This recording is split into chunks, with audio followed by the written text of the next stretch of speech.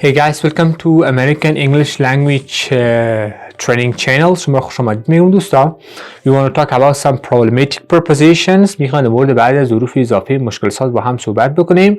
So these prepositions you may use them in a wrong way. ظروف اضافه شما شاید به یک شیوه اشتباه به کار ببرید. So let's get started. بیاین آغاز کنیم دوستا.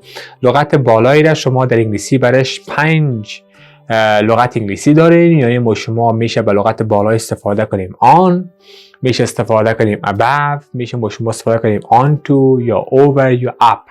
یعنی ما 5 لغت داریم. این کدامش ما شما در کدام موارد استفاده میکنیم. اوکی دیگه. So let's divide them in two sections. به دو بخش تقسیمشان میکنیم.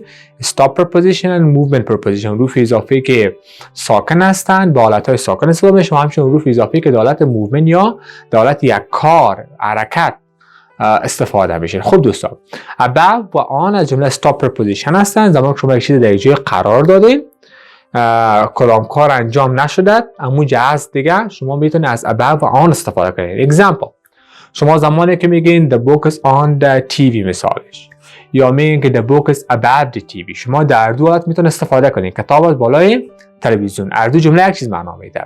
اما فرق دوستایی است که above زمانی که ما استفاده میکنیم تچ وجود ندارد، یعنی کتاب بالای تلویزیون تچ نکرده، above استفاده میکنین. و آن زمان استفاده میکنین که دو شی با هم تچ کرده باشن. یعنی به معنی زمانی که میگیم که the book is on the TV، کتاب بالای تلویزیون، به معنی که در سر تلویزیون ماندگی است. اما زمانی که میگیم the book is above the TV، کتاب بالای تلویزیون است، به این معنی که شاید یک الماری دیگه بالاتر از تلویزیون وجود داره، در اونجا ماندگی است.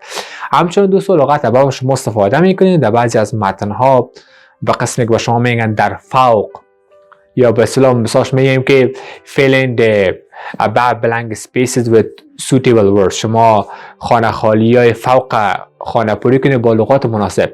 above در همچین حالت هم استفاده می شود. حالا دوستان میریم به بخش movement preposition، حروف اضافه حرکی که در عمل انجام میشن. on to داریم گفتیم، over داریم و همچنان داریم up. خب دوستان آغاز میکنیم از on to دوستان معنا میده بالای. زمانی که فرض کنیم یک شخص جمپ میکند بالای میز و سر میز چی میشه؟ استاده میشد. اینجا شما on to استفاده میکنید. مثلا شما over داریم، over معنا میده بالای. زمان استفاده میشه مثل فرض کنیم، مثلا شما میگیم the boy example jump over the wall، پسر از بالای دیوار خیزد، به معنی که یک دیوار پخش است، خیزده از بالای، به معنی واسه دستش استاده نشده، از بالایش خیزده به دیگه طرف رفته. پس ارگاه از یک سطح ما به اصطلاح جمپ بکنیم یا حرکت بکنیم به سمت دیگه، ما شما از اوور استفاده میکنیم. خب دوست اپ چگونه استفاده میشه؟ اپ هم استفاده میشه به اکشن. اگزمپل با شما میگیم don't walk up the line، بالای از خطا قدم نزن، که در حالت انجام ورب انجام میشه. حالا دوستان میریم به لغت پایین. به لغت پایین دوستان ما 4 دانه بدیل داریم در انگلیسی. یکی استفاده میشه below، دیگه استفاده میشه under، همچنان استفاده میکنیم down و off. خب آغاز میکنیم دوستان. below و همچنان خود below و under از جمله stop preposition هستن، حروف‌های اضافی که در حالت ساکن می آیند. example ما شما example داریم. مثالش میگیم که the cat is below the table، پشک از در پایین کجا؟ در پایین به اصطلاح میز است. همچنان below و above هم فرقش است که لمس با هم ندارن. زمانی که میگیم کتاب ما زیر کتاب خودت است، شما چون لمس میکنید شما باز کلمه چی؟ از کلمه under استفاده میکنین. مثلا ما شما میگیم my book is under your book، کتاب ما زیر کتاب شماست. حالا دوستان میریم بخش movement preposition، حروف‌های اضافی حرکی. خب به لغت پایین ما شما داریم 2 لغت، یکی down داریم، یکی داریم off. خب down چگونه استفاده میشه؟ مثالش example ما شما داریم he is walking down the stairs، و از اینا چی میشد؟ پایین میشد.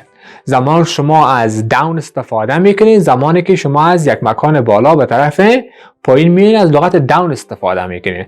اما زمانی که شما از آف استفاده میکنین، آف مانند آن تو آره، مثل شما گفتین آن تو خیز میزنین و یک جای استاده میشین. امی قسم شما از لغت داون که از لغت آف استفاده میکنین، شما از یک سطح استاده پایین میشین. شما مثالش میگین که مثالش کسی از موتر پایین میشه، مثال میگین he get off the bus، از موتر پایین میشه. چرا از آف استفاده؟ چون که از یک حالت ساکن شما در یک حالت حرکی میایین. اوکی دوستان، حالا میریم به لغت داخل. شما به لغت داخل هم دارین این دو تا، یکی ان دارین، یک into دارین. ان کس stop preposition است و into کس movement preposition است. یعنی شما زمانی که میگین که the marker، مثالش میگین که مارکر دجیم از دجی بهتر از دیگه خود کدام کار انجام نشده، شما چی از ان استفاده میکنید. the marker is in my pocket.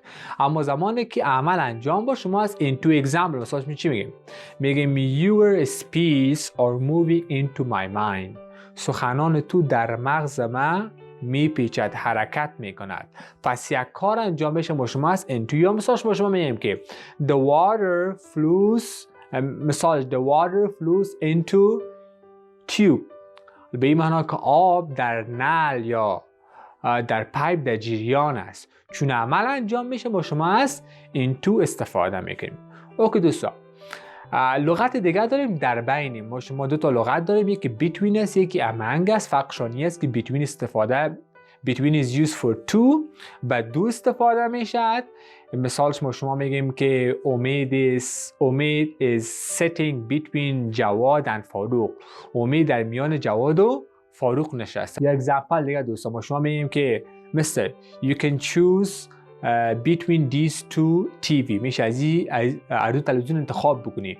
between زمان استفاده میشه که دو دانه چیز یا دو تا موضوع در میان باشه. اما among بیشتر از دو. یا مثلا شما اگزمپل داریم و مثال به among، مثلا شما میگیم که افغانستان is the poorest country among Asian countries. دوستان دیگه داریم لغت نیر دارین، نکستو دارین که دو لغت استفاده میکنین که نکستو معنا میده در پهلوی، یک چیز در پهلوی یک چیز دیگه، یعنی باید پهلو در پهلو باشه. با شما بگیم کلمه نکستو. اما نیر زمان استفاده میشه یک چیز نزدیک یک چیز باشه، مشکل نیست که با هم نزدیک پهلوی هم باشن یا که نباشن. و دوستان دو پروپوزیشن اخیره با شما بگیم، یکی لغت toward و همچنان لغت against. این دو دانه توجه داشته باشید که ادیش معنا میده به طرف یا معنا میده در مقابله. زمان که شما toward استفاده میکنین، این جمله movement preposition است که استفاده میشه. زمان مثال چی میگین؟ he is coming toward me، او به طرف من میآید. اما شما against استفاده میکنین به اسمهای میشه گفت abstract noun، به اسمایی که غیر قابل لمس هستند، به او اسم استفاده میشه. مثلا شما میگیم که the violence against women has increased، به معنی که خشونت علیه زنا یا در مقابل زنا افزایش یافته. چون خشونت لمس نمیشه، به این معنی است که ما شما از میتونیم از against استفاده کنیم. Okay dear, these were the most problematic prepositions that you may use them in a wrong way. So if you enjoy from this video, just you subscribe, and also if this video useful for you, you can share them with your friends. Okay, have a nice day.